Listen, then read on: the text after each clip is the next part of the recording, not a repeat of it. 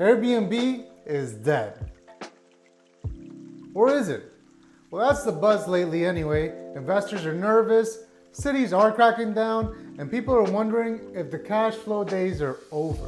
But at the same time, new short-term rental buildings are popping up all over South Florida. So what's the truth? Well, let's break it down. By the way, I'm Juan Iarussi with Compass, your South Florida real estate advisor. I help clients buy, sell, and invest in Miami, Fort Lauderdale, and beyond. And today, I'm breaking down the truth about Airbnb investing in South Florida, what's working, what's not.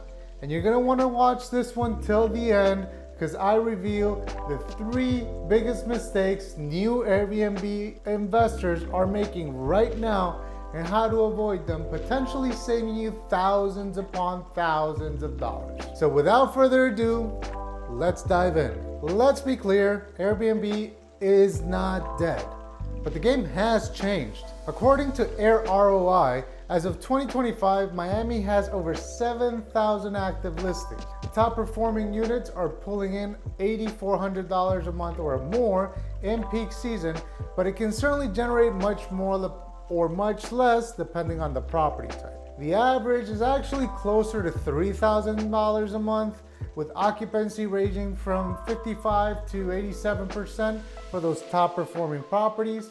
Again, quoting these numbers from AirROI, but if you have the right property and the right location with the right setup, you can maximize on this.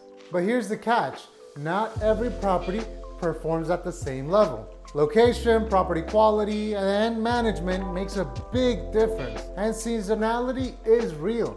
December, for example, is the best month, while September tends to be the slowest. And on the flip side, profitability has dropped in some areas, mainly due to rising inventory, heavier regulations, and increased seasonality. For example, after 2020 through maybe 2023, we didn't see the typical seasonality that we generally see here in South Florida.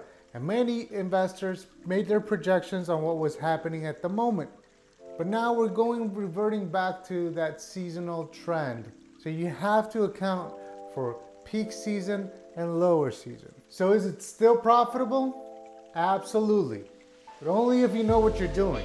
See, the hosts who are winning are those who price smart, invest in what guests want, and play by the rules.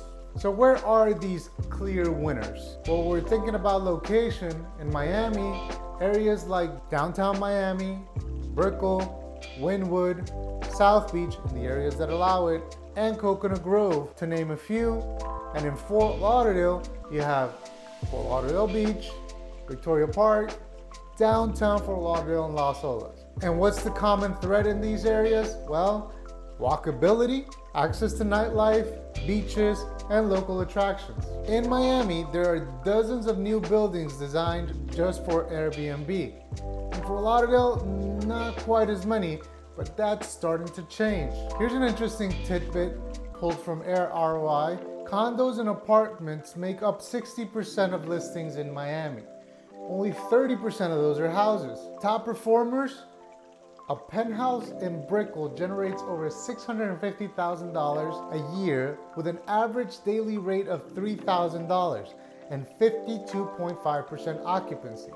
The top host has 126 properties generating over $9,350,000 with over 9,300 reviews. Miami Beach, a 3-bedroom at the One Hotel can run you over $2,000 a night, generating over $500,000 with 69.7% occupancy. Luxury Rentals Miami Beach operates, bringing in over $10 million across 58 properties with 688 reviews. Their focus, the high-end market.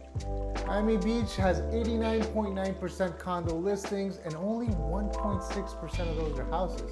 Makes sense because of the tighter regulations that they have in Miami Beach. Now, Fort Lauderdale has an interesting contrast. Houses make up 44.9% of the listings and condos 45.5%. The top host is bringing in $7 million with 39 properties and just under 1,500 reviews. Again, likely targeting high-end travelers. If you're curious to see the full breakdown of AirROI for these areas, just comment below Miami, Miami Beach, or Fort Lauderdale, and I'll send you the correct link. Now that we saw where people are making money, let's talk about where people are losing money. In Florida, if you want to rent your property for more than 3 times in under 30 days, you need a DBPR license. And now different cities and counties have their own rules as well. For example, in Miami Beach, there are much stricter than in Miami. And if your building is not approved, you could get hit with fines up to thousands of dollars. Now, Miami has more relaxed laws around this in areas like downtown, Brickell, and now even Wynwood. In Fort Lauderdale, you must register and get a certificate of compliance. And for anywhere that you decide to rent for less than 6 months, you should look into the rental tax that should be charged in your area. Now, what most people don't know is that most condos do not allow for short-term rentals unless they're approved as such or they were built with that intent in mind. For example, 11, the Elser, or Lofty and Brickell. But if they don't have those rules set in place, you're out of luck. And some investors actually try to go under the radar and still go ahead and rent in buildings that do not allow it. That's not a good move. It's a disaster waiting to happen. And because of this, developers have noticed a shift and they're building for it. Over the next 5 years, we're gonna see Miami's skyline change with dozens of Airbnb approved projects that are coming to market and will be completely finished. They'll offer concierge level services, built-in property management in some cases, as well as hotel style amenities. And guess what? Fort Lauderdale is finally getting its first short-term rental legal development, which is Nativo Fort Lauderdale. And I'm gonna break that one down in my next video, so stay tuned. I'll explain why I think it might be one of the best short-term rental opportunities in the region. And these buildings are actually built in the right zoning district. If they manage the property, they will carry the necessary licenses as well. So you're maximizing on your return, as short-term rentals tend to bring in higher numbers than a seasonal or an annual rental. Seasonal, meaning 6 months or less. All right, now that you stuck around for this long, as promised, here are the 3 biggest mistakes I see investors make and how you can avoid them. Mistake number 1, not verifying short-term legality. Just because it's South Florida doesn't mean it's the Wild Wild West and anything is allowed. Most condos, particularly in Miami Beach and most in Fort Lauderdale, do not allow short-term rentals. So before you buy, check the zoning, check the HOA documents, and check the ordinances. This will save you in the long run. Mistake number 2 is skipping out on the amenities that guests expect. Travelers want more than just a place to sleep. No pool, no fast Wi-Fi, no walkability, you're probably gonna struggle. The best units offer an experience, and that helps keep your calendar full. Try to make it something different from the competition. There's tons of examples of well-producing Airbnb properties all over the country because they have a competitive edge. It's a Star Wars themed property. It's a small treehouse property. It's set up with an interior that's different from every other cookie cutter Airbnb product out there. It has the best view in the building, etc. Think of a competitive edge that can bring a great experience to your guests. And number 3, and perhaps most importantly, is thinking that Airbnb is a passive income type of project. It's not. It's a business. And no matter who does it, whether it's yourself or you hire a professional to help you take care of it and have everything run properly, because hosting takes work, reviews matter, and response time definitely matters. So again, if you're doing it yourself or you're hiring somebody, consistency matters. And please make sure you hire the right person.